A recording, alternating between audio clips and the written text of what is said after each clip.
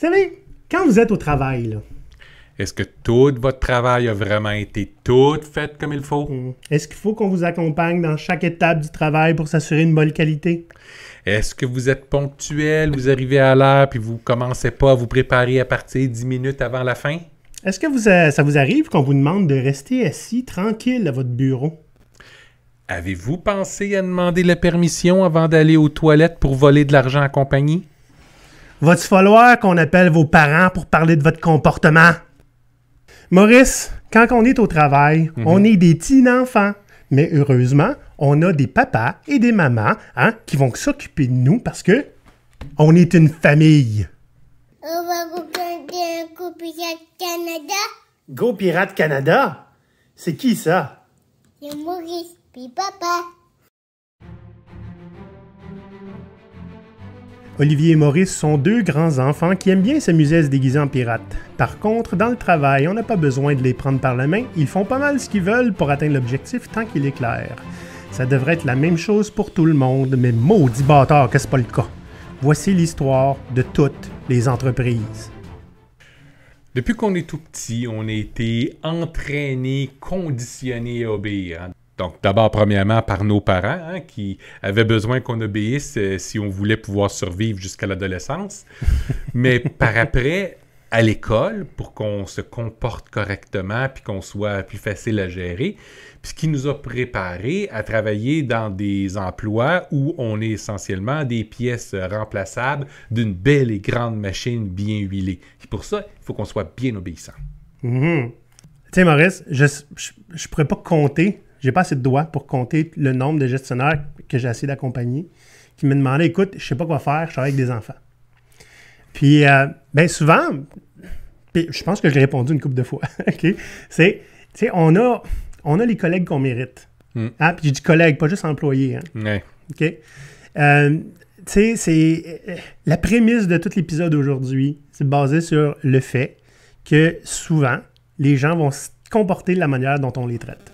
Et que c'est sûr que si tu te fais traiter en enfant, que tu te fais donner des petits cahiers, des petits crayons, à un moment donné, as-tu vraiment envie de te comporter comme un adulte?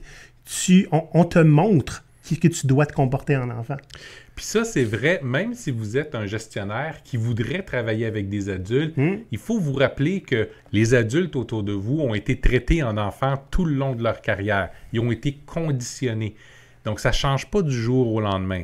Non, c'est sûr. Puis ça, je ne veux pas dire que tous les gens qu'on perçoit comme qui se comportent en enfant en entreprise sont... Ben, tu sais, la preuve, c'est que c'est des adultes dans la vraie vie. Ces gens-là ont des enfants. Ces gens-là ont une hypothèque, font leurs impôts, s'occupent, tu sais, sont des proches aidants. Je veux dire, il y a juste au travail qui se comportent comme des enfants.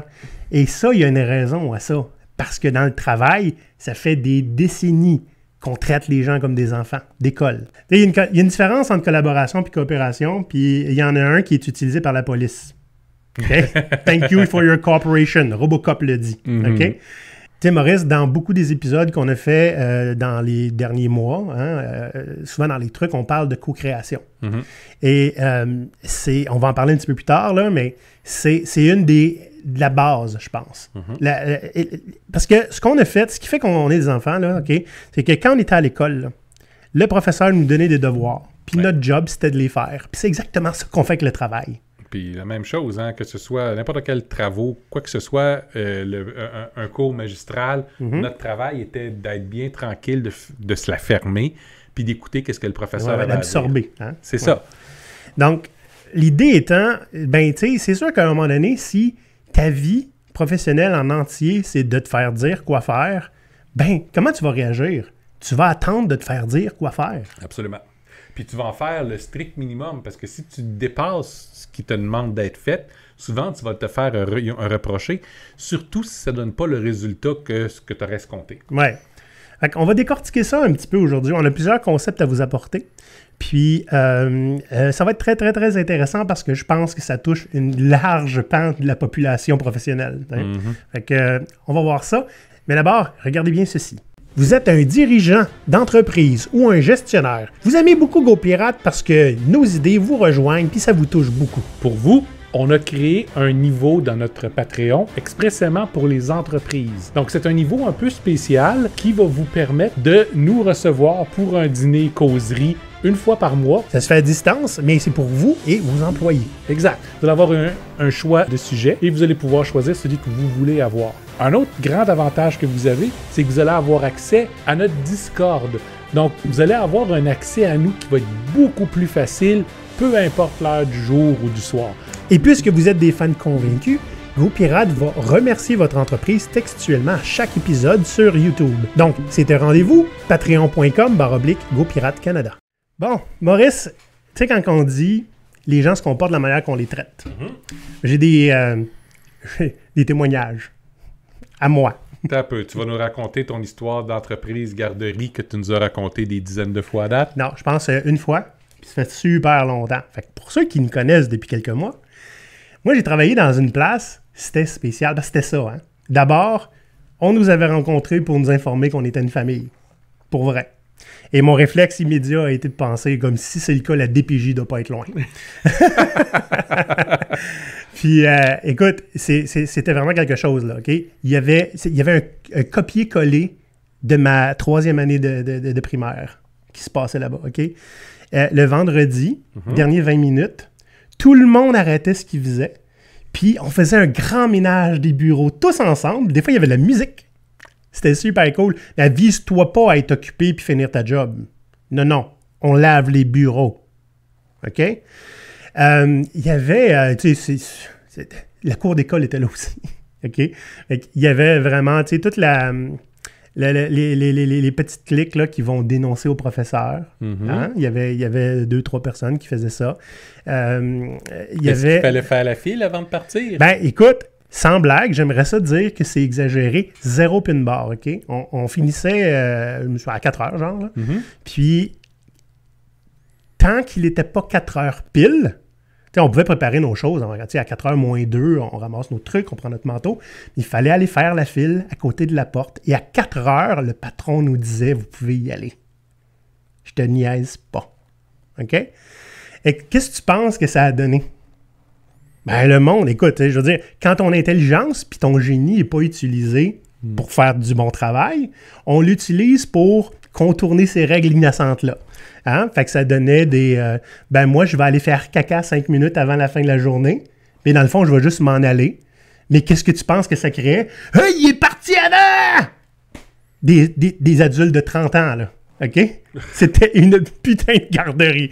Je garderai toujours un souvenir inoubliable de ça, parce que ça a été, dans ma job de gestionnaire, hein, exactement quoi ne pas faire, puis ça va bien aller. Ça peut pas être pire que ça. Fait que, ouais, on était une famille. Et ça, c'est du paternalisme rampant. Là. Ah, absolument, absolument. On va s'entendre, là. Ben, il y a plein de patterns qu'il va y avoir.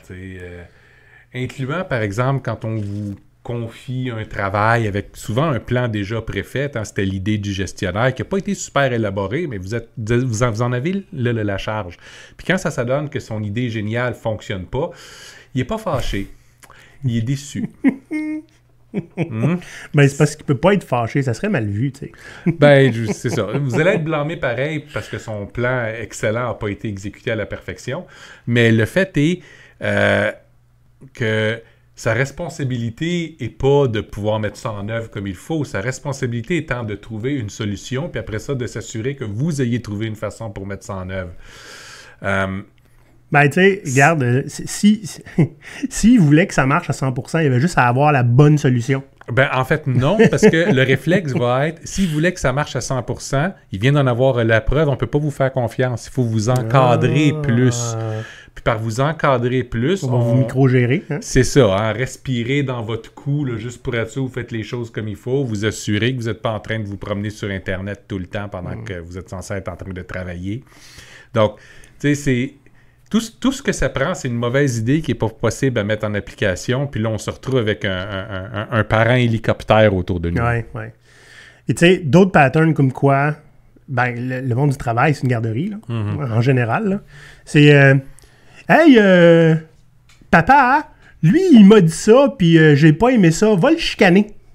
Ah oui, ne pas être capable de gérer ses propres conflits. Ouais. Puis on s'entend dans bien des entreprises, si vous essayez de gérer vos propres conflits, vous allez vous le faire dire. Ouais. C'est pas ta job à gérer Non. ça, on a un département entier pour faire Va ça. demander à maman RH. C'est ça. Ouais. Tu sais, c'est pas pour rien aussi qu'il y a un fort mouvement vers l'autogestion. Tu sais, c'est parce que c'est ça qu'on connaît dans la vie. Tout le reste, tous les autres pans de notre vie, on est autogéré dans la vie. Absolument. C'est pas pour rien que l'autogestion, on a fait un épisode là-dessus, ça fait quelques semaines, pour aller voir, là. Mais l'autogestion est quelque chose qui, pas qui revient, mais je pense pas que ça a jamais été vraiment présent, sauf dans des petites entreprises où ce que tout le monde fait tout, là. Mais ça devient, en ce moment, c'est quelque chose qui est carrément une demande, là, par les équipes et par les candidats. Absolument. Nous, on pose ça depuis longtemps, mais maintenant que les gens ont eu à s'autogérer après avoir travaillé pendant plusieurs mois à partir de la maison, on n'a pas de gestionnaire qui nous encadre à tout moment, puis la plupart des gens se sont aperçus « Hey, je suis capable de prendre mes propres décisions, je suis une grande personne, je suis capable de gérer mon travail. Pourquoi est-ce que j'ai besoin d'avoir 4 personnes, un qui détermine mon horaire, un qui va me donner du travail, un qui va réviser mon travail, puis un qui va me surveiller pour être sûr que je le fasse comme il faut, puis une dernière personne qui va être là avec un chronomètre pour regarder à chaque fois que je vais à la machine à café ou aux toilettes combien de temps je vais l'accompagner. » Ça me rappelle, Maurice, un argument pour le télétravail. Savais-tu qu'ils ont fait une étude qui disait qu'il y avait un très grand pourcentage de gens qui, chez eux, pendant les heures de bureau, regardaient des films, regardaient la télévision, Netflix, faisaient l'amour. Et ça a pris du temps avant qu'on s'en rende compte. En fait, ça a pris le sondage. Parce que le travail t'a fait pareil. OK? Mais efficacité. Ah, ben là, efficacité, ça veut dire avoir votre horaire rempli constamment. Un peu comme on fait, tu sais, c'est une mode, il me semble, moi quand j'étais jeune, parce que je suis vieux, on ne l'a pas remarqué, pour ceux qui nous écoutent en audio, à mon époque, les parents géraient notre horaire de façon super facile. Le déjeuner était servi, après ça, tu te faisais mettre dehors de la maison, puis il fallait que tu reviennes quand les lumières de rue allument. Aujourd'hui, les enfants ont tendance à avoir des horaires bookés aux 15 minutes près. Ouais. Mais puis ça, c'est exactement ce qu'on voit aussi dans les entreprises. Il faut que tes employés n'ont pas des responsabilités à faire, mais bien ont un horaire bien booké. C'est plus important que l'horaire soit booké puis que tu aies quelque chose à faire. C'est ça. Peu importe ce qu'ils font. Peu importe ce qu'ils font. Faut pas que tu sois pas occupé. C'est ça. Tu sais, je veux dire... J'ai eu des patrons qui m'ont dit « essaye d'avoir l'air occupé pour le restant de ta journée. » OK? Bref, là, la valeur de ton travail ne m'importe pas. Exact. C'est combien d'heures tu fais, parce que c'est pour ça qu'on te paye. Ça, c'était des patrons éclairés que j'avais. Les autres allaient me faire du travail qui sert à rien. Je vous ai déjà raconté la fois où j'ai travaillé pour un certain ministère que je ne nommerai pas ici. Non. Où j'ai eu à reclasser un archive qui n'était pas utilisé depuis des années, où tout était classé par ordre de code de la façon dont les dossiers avaient été archivés. Je devais la reclasser par ordre alphabétique de titre. Puis un coup que je l'ai fait, je vais tout mettre ça dans des boîtes pour l'envoyer se faire déchiqueter. Parce qu'il y avait du budget à brûler, il fallait occuper mon temps. C'est fucking ridicule. C'est très ridicule. Okay. Je vais parler d'un concept, Maurice, qu'on a porté longtemps, puis pour des raisons inconnues, on n'a pas ramené souvent. OK? Parce qu'il y a des raisons. C'est un mot que la plupart des gens ne comprennent pas. Ça s'appelle agentivité. Ça vient de agency en anglais. OK? Agency, là, c'est ton pouvoir d'agir. OK? Tu es un agent d'influence sur ton environnement. OK? Tu peux faire quelque chose avec ce qui t'entoure. Ça, c'est l'agentivité, OK? Je vais aller lire des descriptions scientifiques, OK? Parce que j'ai déjà fait un article là-dessus. Et que ça sera pas plate, ça, Olivier, qui nous lit un texte tel quel. Non, c'est très intéressant. En sciences sociales et en philosophie, OK? L'agentivité, c'est la faculté d'action d'un être, sa capacité à agir sur le monde, sur les choses, les êtres, les transformer, les influencer. En sociologie, l'agentivité, c'est la capacité d'agir par opposition à ce qu'impose la structure. Ça, je trouve ça important. Puis, ça développait sur structure et agentivité. OK? Dans les sciences sociales, il existe un débat permanent sur la primauté de la structure ou de l'agentivité dans le fonctionnement des comportements humains. Les structures sont des ensembles de dispositifs qui influencent ou limitent les choix. et les opportunités disponibles. Je répète, les structures sont des ensembles qui limitent les choix et les opportunités. L'agentivité, c'est la capacité des individus d'agir indépendamment des structures sociales, de faire librement leurs propres choix. OK? Fait que, bref, les structures, les règles, sont là pour limiter notre agentivité. Voilà.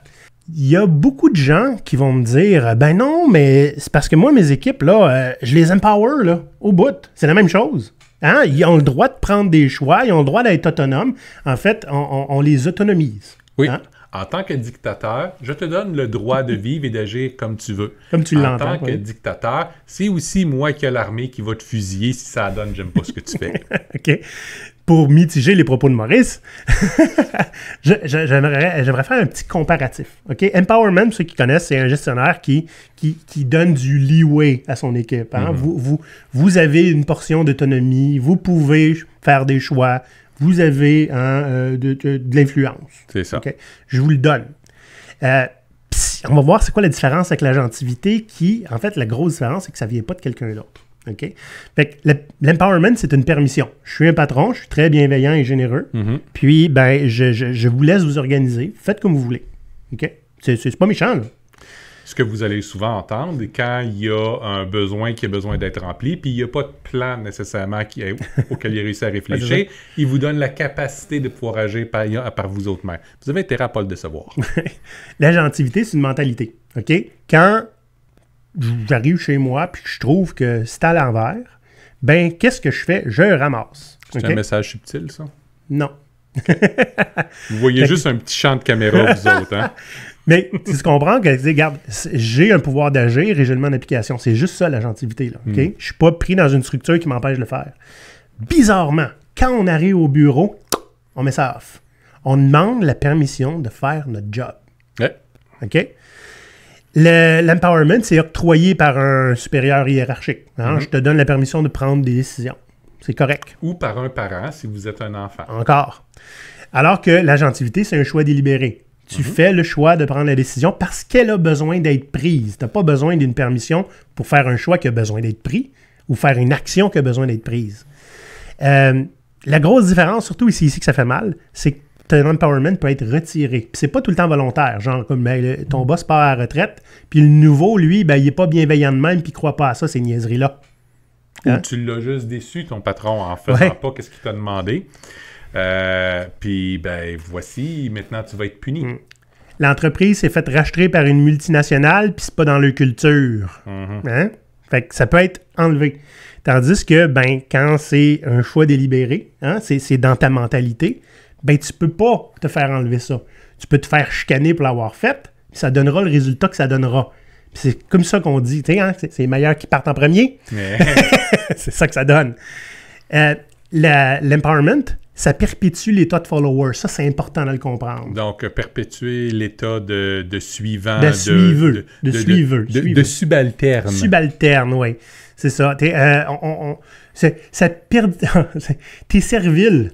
Oui. Puis t'es servile parce qu'on te donne la permission. Fait que tu prendras jamais une décision sans qu'on te donne la permission. C'est ça qui est le problème ici. Fait que, bref, t'es payé pour obéir. Voilà. Non, mais tu sais, on te donne la permission de prendre une décision. Mais prends pas une décision si t'as pas de permission. C'est ça. Tu comprends? Alors que, ben, tu peux pas... Tu sais, ça crée des leaders, juste le fait de être capable de prendre action. Tu sais, je veux dire, il y a tout le temps quelqu'un d'une compagnie, là. Hey, check-les, lui, c'est malade. Il prend tout le temps plein d'initiatives. Comment il fait? Comment il fait? Tu sais comment le faire. OK? Il est juste moins peureux ou il se fout plus des structures en place. Et puis vous remarquez une chose, hein?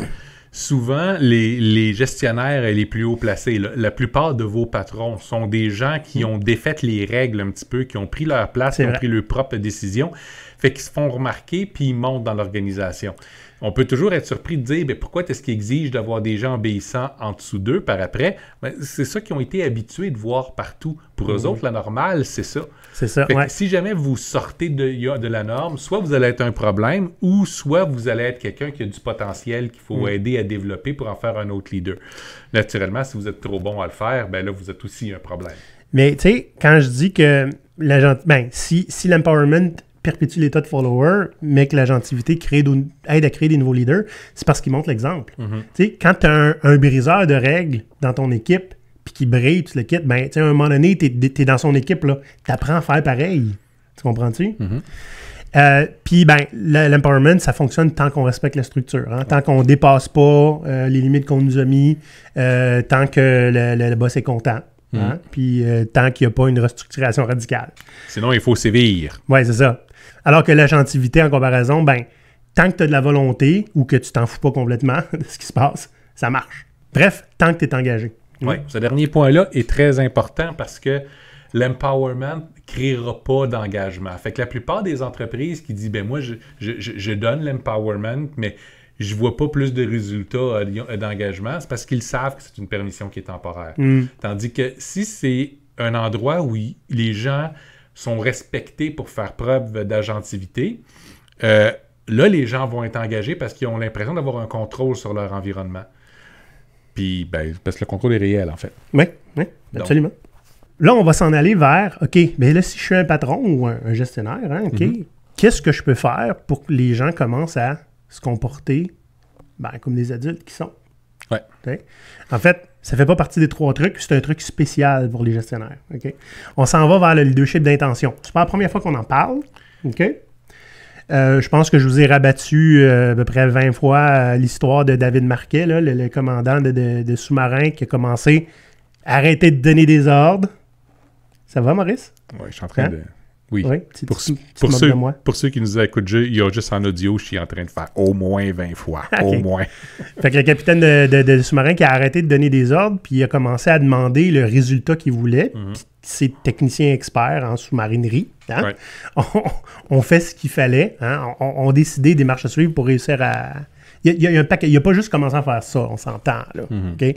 Il y a le langage qui a changé, ça a pris des mois, mais il s'est rendu compte que il ne sait pas tout parce qu'il est sur un sous-marin qu'il ne connaît pas. S'il donne des ordres, ça va mal aller. Exact. Fait que l'idée, c'est que le leadership d'intention, plutôt que d'essayer d'avoir raison tout le temps, vous dites ce que vous avez besoin et vous donnez la latitude et les ressources à vos gens pour être capable de mettre ça en place. Là, quand on dit donner la latitude et les ressources, ça ressemble à de l'empowerment, cette affaire-là. Ben, c'est vrai, jusqu'à un point. Hein? Mais l'idée, c'est qu'il y a toujours une question de latitude et de ressources. À un moment donné, la latitude devrait être acquise.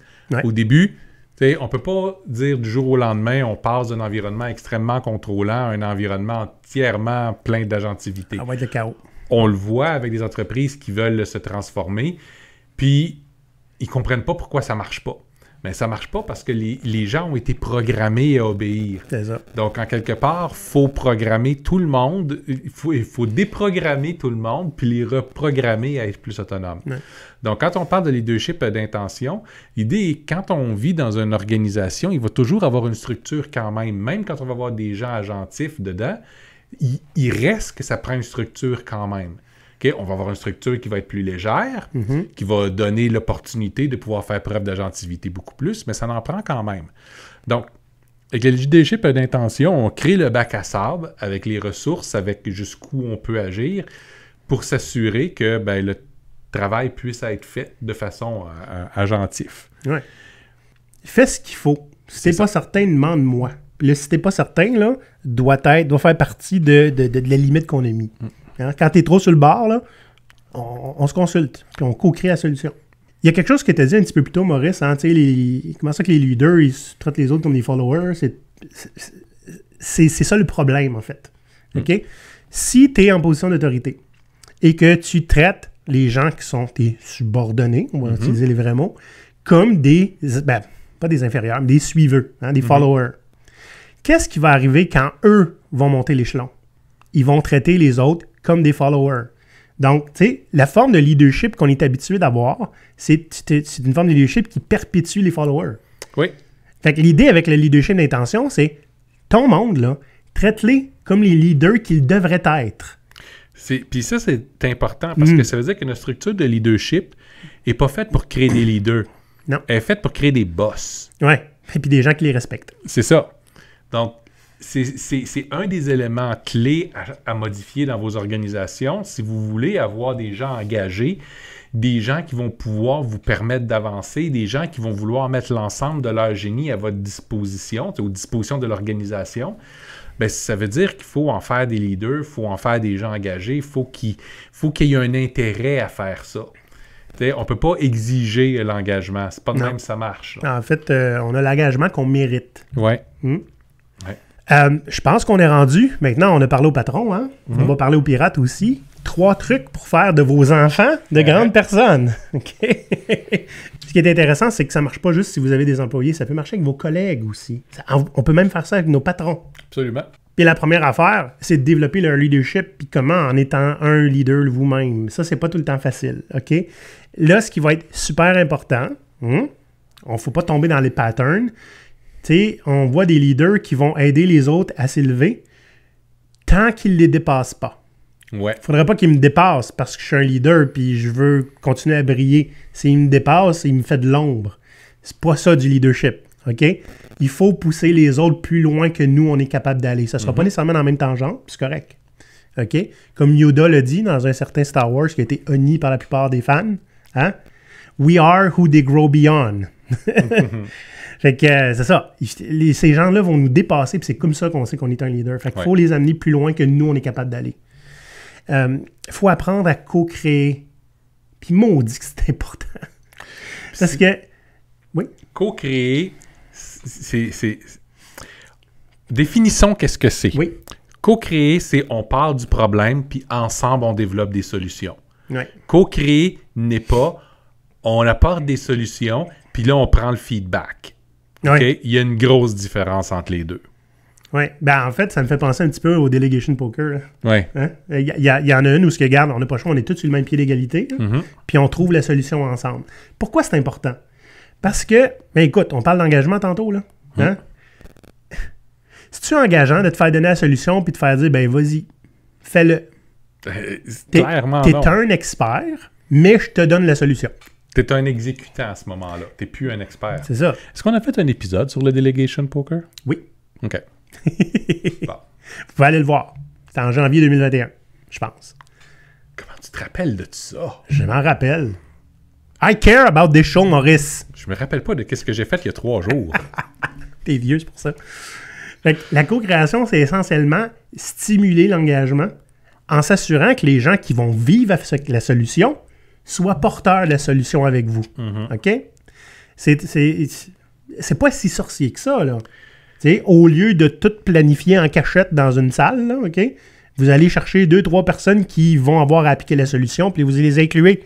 That's it, c'est être inclusif, la co-création. Puis plus vous avez de points de vue différents, avec des expertises qui sont différentes, plus la solution que vous allez co-créer, non seulement va être viable, mais elle va pouvoir toucher à des aspects que vous n'auriez pas pu imaginer parce que c'est pas votre domaine d'expertise. C'est vrai. Puis, à la fin, mettons que les gens là, avec qui vous travaillez là, sont pas d'accord, puis qu'ils font ça, là, le bout, pas d'accord. Il y a de quoi faire avec ça, OK? Ouais. S'ils sont pas d'accord, qu'ils le prouvent, puis on peut les aider à le prouver en les aidant à faire des petites expériences contrôlées. OK? Puis ça, c'est pas juste quand ils sont pas d'accord, c'est aussi quand ils veulent vous proposer quelque chose, une alternative à votre idée, hein, parce que vous avez essayé de forcer une idée puis ils sont pas d'accord, OK? Bien, c'est correct qu'ils prouvent que ça peut marcher. En fait, toutes les idées, de façon générale, devraient toujours prouver que c'est une idée qui est valable, puis on devrait toujours le faire sous forme de petites expériences contrôlées. On fait une petite expérience avec un budget limité, un temps limité, des gens impliqués de façon limitée. On peut faire plusieurs expériences en même temps aussi. Puis on regarde laquelle qui nous donne le résultat qui nous plaît le plus. Oui, parce que ça va valider les hypothèses. Hein? C'est tout le temps pour répondre à une hypothèse. C'est ça. Puis une expérience qui va démontrer que quelque chose n'était pas une bonne idée, c'est une bonne expérience aussi parce que non seulement vous allez pouvoir rejeter une hypothèse ou une solution, mais vous allez être capable de dire pourquoi c'était pas la bonne. C'est pas juste parce que votre gut feeling vous crée après. Exact. Puis je suis un intuitif, là. Moi-même, il faut que j'apprenne à faire des expériences, tu sais.